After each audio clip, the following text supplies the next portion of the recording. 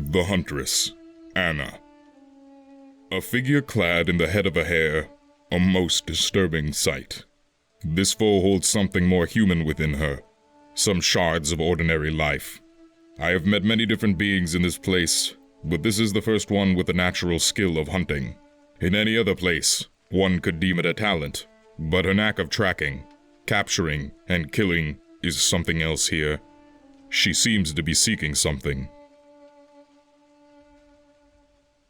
As soon as Anna was able to walk, her mother started teaching her how to survive a harsh, solitary life in the northern woods. Living in such an extremely remote and dangerous area required skill and resilience. When sunlight became too dim for productive activities, they would take refuge in their house, a sturdy old cabin constructed to resist the toughest winters. Close to the hearth's warmth, Anna would rest in her mother's arms, surrounded by the few wooden toys and masks she had crafted for her. Drifting off to sleep with stories and lullabies, she dreamt happy dreams, ignorant of the events that would soon change everything. Anna and her mother were stalking a great elk through the woods. They knew it was dangerous prey, but it had been a particularly difficult winter, and they were almost out of food. The specter of starvation frightened them more than any forest creature. Without warning, the elk reared, bellowed, and charged at Anna. She was paralyzed with fear, as the whole world seemed to shake under the immense beast's pounding hooves. The elk was close enough for Anna to see the murderous fury in its eyes when her mother threw herself in its path, axe in hand. A blood-curdling scream escaped from her lips as the elk impaled her upon its antlers and hoisted her into the air. With all her strength, she brought her axe down on its head, again and again, while it tried to shake her loose.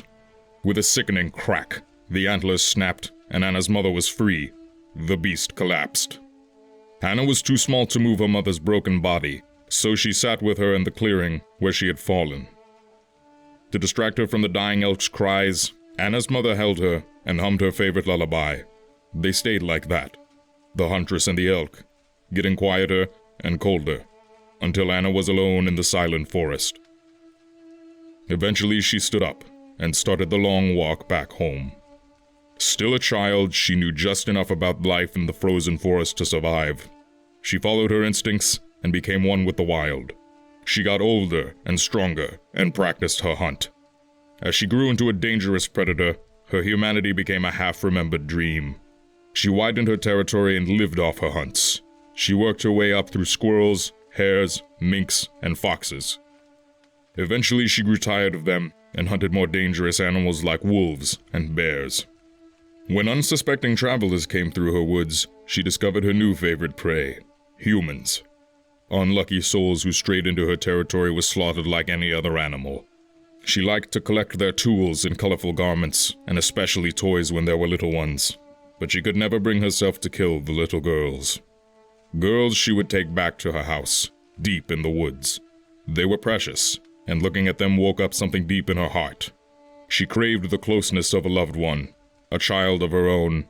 Among the pillaged wooden toys, dolls, and storybooks she couldn't read, the girls would be tied by the neck with a rough and chafing rope fastened firmly to the wall. She couldn't let them wander off, or they would surely die outside. Every time the girls would waste away and die of cold or starvation or sickness. Every time it plunged Anna deeper into pain and sorrow and madness. She was compelled to try again, and started raiding the nearest villages to slaughter families and kidnap their daughters. She wore one of the animal masks her mother crafted for her so many years earlier to try to calm the frightened children. Villagers spread the legend of a half-beast lurking in the Red Forest, the Huntress, who killed men and ate little girls. War eventually came to the forest. German soldiers began to pass through on the march to attack the collapsing Russian Empire. During these dark times, there were no more travelers. The villagers had abandoned their homes, and no more little ones to be found, only soldiers. Many of them were found with violent axe wounds. Whole groups disappeared mysteriously. Once the war was over, the rumors of the Huntress disappeared with it, engulfed by the Red Forest.